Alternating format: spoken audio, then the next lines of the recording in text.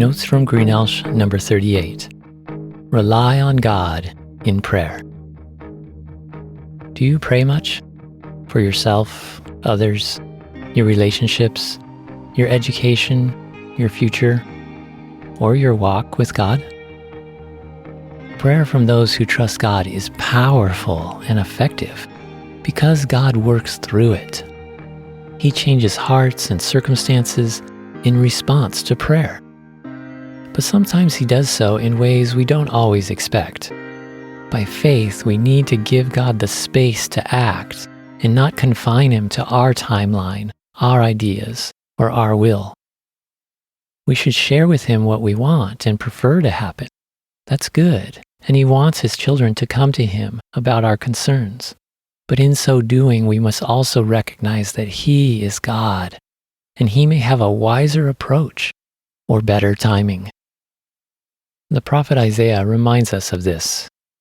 For my thoughts are not your thoughts, neither are my ways your ways, declares the Lord. As the heavens are higher than the earth, so my ways higher than your ways, and my thoughts than your thoughts. Jesus recognized this when He prayed to be delivered from the overwhelming burden of taking on the sin of the world and being separated from His loving Father. Yet He ended that prayer with "Not my will, but yours be done."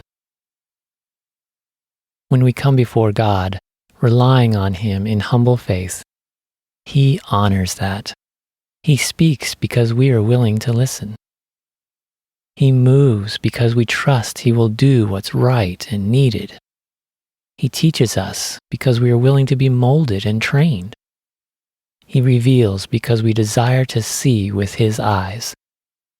And He aligns our will with His because we are open to change. Jesus gave us a good model for prayer when He taught His disciples how to pray in Matthew chapter 6. He incorporated more than just asking God to do stuff, for God is more than just a heavenly genie granting wishes. He's a dear Father who loves His children and wants to see them mature to be with Him, to be like Him, and to do what He does. Prayer is vital in that process. So keep praying. Jesus' model for prayer includes adoration, confession, thanksgiving, and supplication. Thus, when we pray, we should take time to adore God simply for who He is.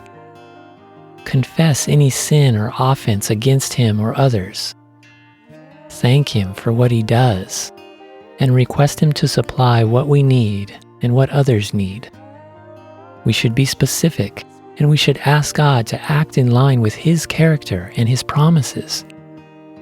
Then trust Him to move, however and whenever He sees fit, knowing that His plan is perfect, even though we might not see the big picture yet. Fly by faith, like a butterfly, strong, yet dependent, and let's see what God does in all aspects of your life. Note, there's a song by Natalie Grant titled Your Great Name, and also another one by Tim Timmons titled Starts With Me. They're both encouraging songs about relying on God to move. I hope you listen to them and that they bless your heart.